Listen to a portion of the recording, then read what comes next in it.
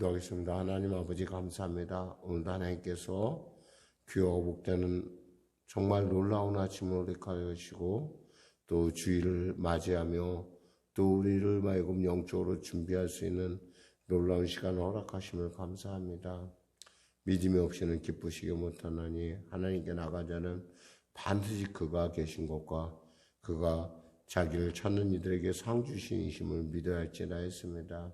하나님 믿음으로 담대히 달려온 귀한 우리 성도들, 이 귀한 예배 가운데 참여한 우리 성도들에게 크신 은혜를 베풀어 주시고 예수님의 살아있는 증인으로서 또 예수의 살아계심은 세상 가운데 나타날 축복의 통로로서 그대의 삶 가운데 아버지 영혼이 잘된 같이 봄새가 잘되며 강건한 은혜가 넘치게 하여 주시옵소서. 특별히 삶 가운데 늘 언제나 예수의 말씀을 따라가길 원하고 성령에 순종하길 원하는 우리 귀한 아름다운 우리 성령교회 성도들에게 하나님 크신 은혜를 부어주셔서 이 땅을 살아갈 때 나누며 베풀며 살아가는, 그리고 지경을 넓힐 뿐만 아니라 환난과 근심을 면하는 삶을 살 수 있도록 주여 도와주시옵소서. 감당케 하시는 시험만 허락하신다 했사오니 감당케 하실 뿐만 아니라 감당치 못할 시험 당할지면은 피할 길을 내심으로 말미암아 등이 그 삶 가운데 하나님의 놀라운 살아계심의 놀라운 증거가 믿어지고 또 증거되고 나눠지게 하여 주시옵소서. 나라 민족을 불쌍히 여기시고 복음통일 평화통일케 하여 주시고 간절히 또한 바라기는 코로나19 속히 종식되는 은혜를 더하시옵소서. 아울러 아버지 하나님 대통령을 비롯한 위정자들에게 거룩함과 정직함과 투명함을 허락하여 주시고 당리당력과 사리사욕이 아니라 정말 민족의 미래를 돌이켜보며 그 미래를 위해서 또 앞선 세대로서의 어떤 아버지 의무감과 또 지혜를 갖고 잘 대처할 수 있도록 은혜도 하여 주시옵소서. 사회가 심히 여러 가지로 많은 어려움을 겪고 있습니다. 하나님, 이 어려움들이 성장을 위한 과정이 되게 하시고 이 어려움들이 하나님 안에서의 놀라운 주님의 일을 감당하기 위한 과정들이, 인내의 과정들, 성숙의 과정들이 될 수 있도록 은혜도 하여 주시옵소서. 코로나19 속히 종식시켜 주시고 전쟁 가운데 애쓰는 우리 사랑하는 의사 선생님들, 간호 선생님들과 또 환우들 기억하여 주시고 은혜를 베풀어 주시옵소서. 이제 다가오는 명절 가운데 또 다가오는 주일 가운데 사랑하는 성도들이 예수의 증인으로 온전케 하여 주시옵소서. 감사하며 예수님의 이름으로 기도드립니다. 아멘. 하나님은 살아계십니다. 은혜 나누실 말씀은 디모데전서 2장 9절에서 15절 말씀입니다. 디모데전서 2장 9절에서 15절 말씀. 우리 하나님 말씀 같이 합독하겠습니다. 2장 9절에서 15절입니다. 또 이와 같이 여자들도 단정하게 옷을 입으며 소박함과 정절로서 자기를 단장하고 따은 머리와 금이나 진주나 값진 옷으로 하지 말고 오직 선행으로 하기를 원하노라. 이것이 하나님을 경외한다 하는 자들에게 마땅한 것이니라. 여자는 일체 순종함으로 조용히 배우라. 여자가 가르치는 것과 남자를 주관하는 것을 허락하지 아니하노니 오직 조용할지니라. 이는 아담이 먼저 지음을 받고 하와가 그 후며 아담이 속은 것이 아니고 여자가 속아 죄에 빠졌음이라. 그러나 여자들이 만일 정숙함으로써 믿음과 사랑과 거룩함에 거하면 그 해산함으로 구원을 얻으리라. 아멘. 저는 본문 말씀을 중심으로 여자는 교회에서 조용히 하라라고 하는 부분의 말씀 나누기를 원합니다. 사실 우리가 사도 바울의 그 서신서를 보면서 어떤 여자에 대한 사도 바울이 어떤 특별한 어떤 그런 편견을 갖고 있지 않다는 걸 우리는 먼저 전제로 깔아야 됩니다. 왜냐하면 사실 그런 마음도 갖지 않았을 뿐만 아니라 특별히 이 서신서를 읽어나가는 디모데에게 있어서도 그런 여자에 대한 어떤 성별에 대한 편견을 주고 싶지는 않았을 것이라고 저는 사례합니다. 다만 이러한 어떤 그 여자에 대한 규정이 계속 앞으로 또 디모데 전서에서 또 5장에 가서 또 참가부에 대한 얘기가 나올 정도로 이 좀 이렇게 지면을 할애해서 이렇게 하는 얘기는 뭐냐면 그만큼 교회에서 여자의 위치가 그만큼 이렇게 커졌다는 거죠. 커졌는데 위치가 그만큼 커졌으면 그 커진 만큼 이렇게 좀 절제돼야 되는데 절제가 안 되는 분들이 있었던 것 같습니다.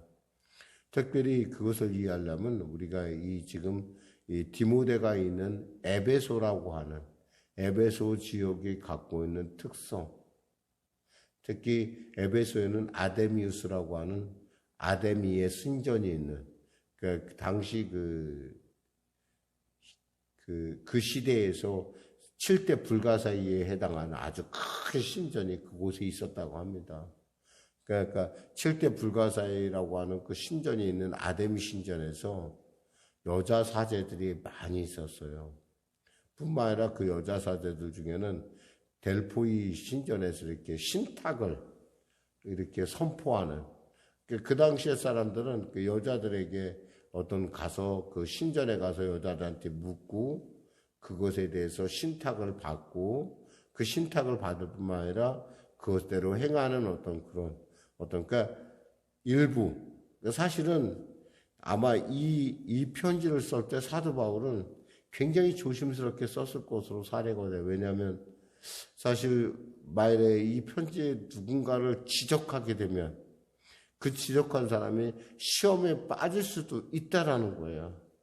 그러니까 사실 바울은 정말 누군가를 지금 이야기하고 싶었을 거예요.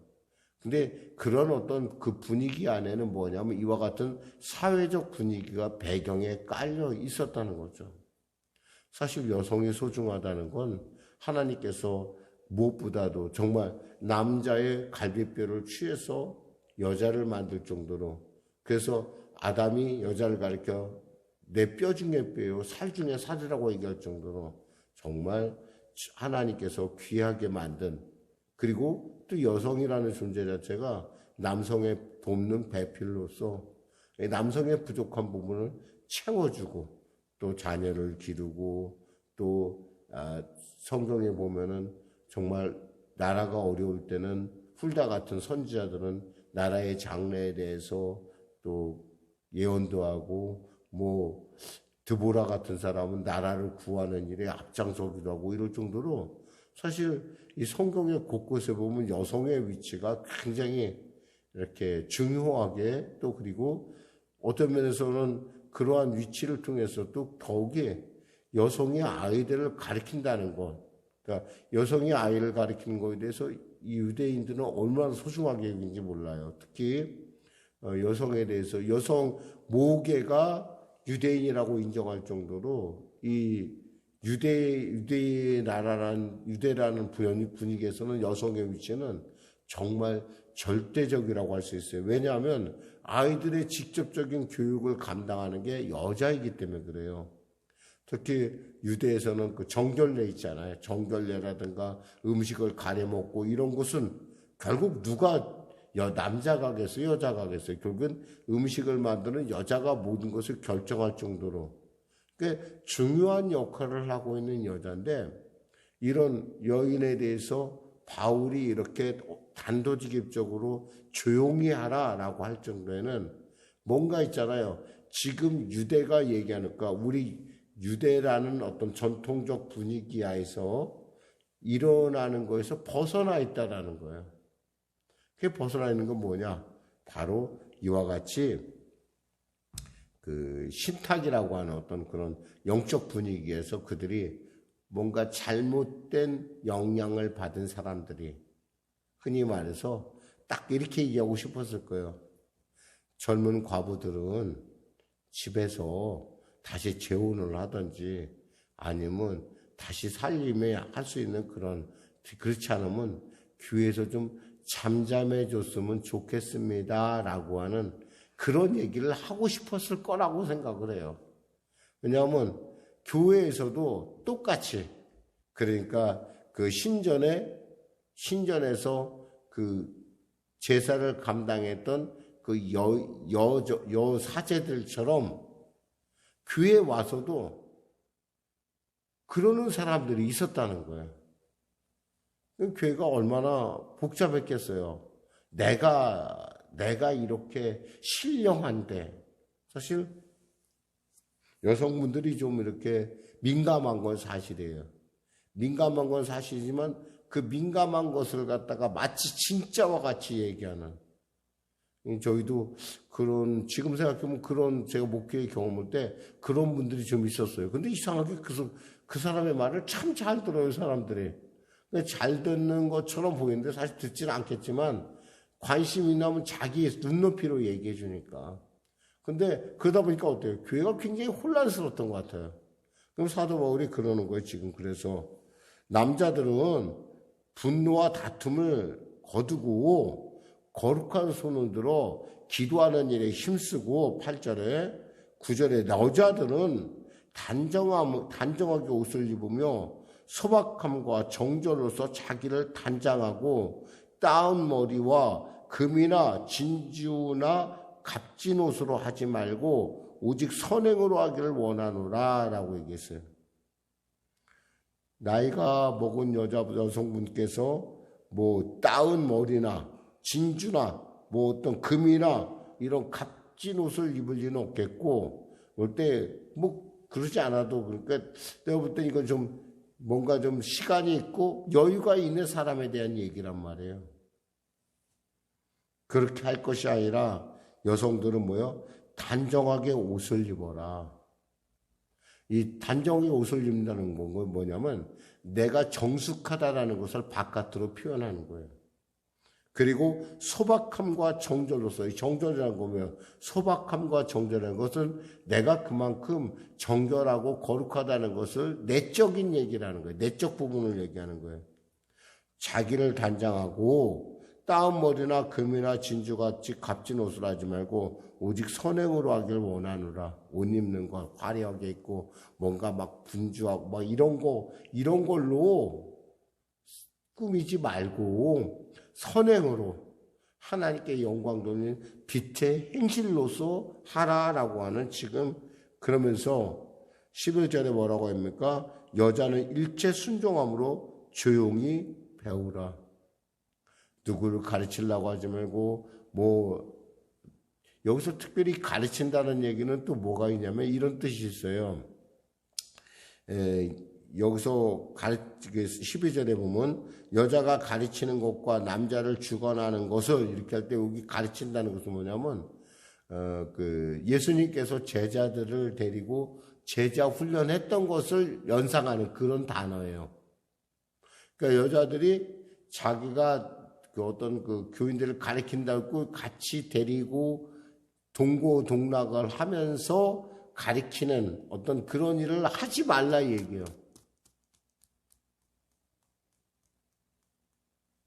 그러니까 제자 훈련한답시고 같이 자면서 같이 먹이고 같이 일하면서 이런 거 하지 말라는 거예요. 왜냐하면 결국 이런 거 남녀 간의 관계라는 것이 이런 관계가 되면 별로 이렇게 바람직하지가 않은 관계로 흐르는 것을 지금 바울은 이야기하고 있습니다.